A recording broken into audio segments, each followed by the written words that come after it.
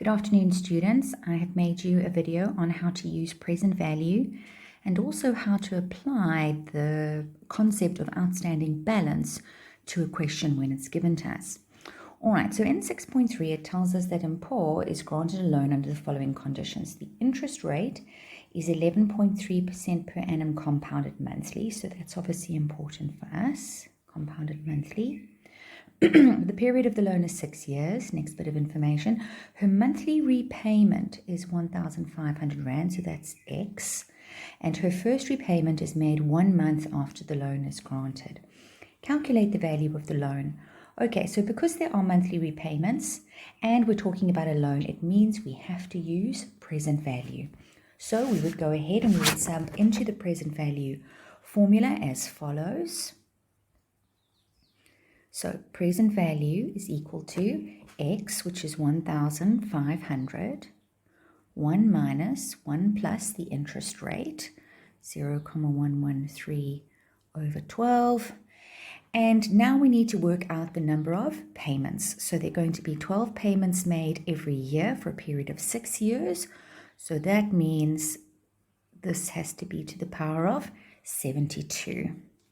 Okay, all over your interest rate, which is 0,113 over 12.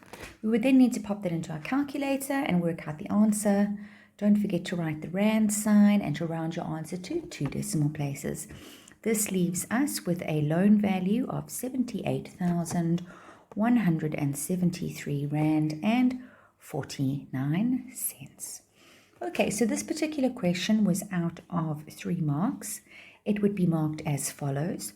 First of all, there would have to be an accuracy mark on N, being 72. There would have to be a mark for substituting into the correct formula. You wouldn't get any marks for substituting into the wrong formula. And then there would have to be a mark for the answer. Okay, so now that we've finished that, we can now go on and do question 6.3.2, which is obviously related to the previous question, and we're going to use what we've calculated in the previous question to help us. Here we are asked to calculate the amount of interest that Mpho will pay over the first 5 years, and this is quite a complicated calculation. Let's just clear some space here, and then we can set about trying to work this out.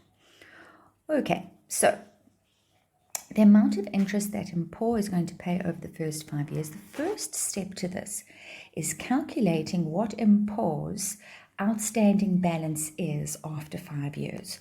So outstanding balance is calculated as follows.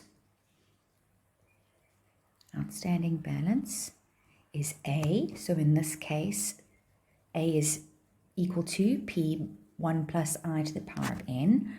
So 78,173,49, which is our answer from 6.3.1. 1 plus 0,113 over 12. And now we need to work out how many payments she would have made in the first 5 years. So she's making 12 payments a year for 5 years.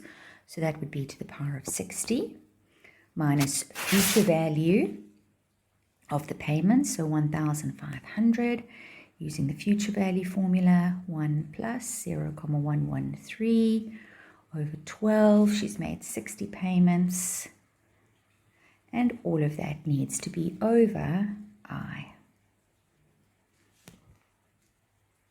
We would pop that into our calculator and we would work out that her outstanding balance after 5 years is 16,945 Rand.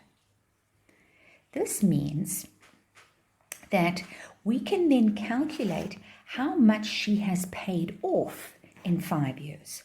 So how much paid off in 5 years can be calculated by subtracting the total, taking the total loan amount of 78,173 Rand and 49 cents and subtracting her outstanding balance after 5 years. So subtracting 16,945 Rand, and that means that in this period of time, she has paid off a total of 61,228 Rand and 49 cents. What we now need to do is we need to calculate the value of the payments and then subtract that from the and then subtract 61,228 Rand from that in order to work out what was the interest. So what I'm going to do now, work out the interest paid in 5 years. So interest paid in 5 years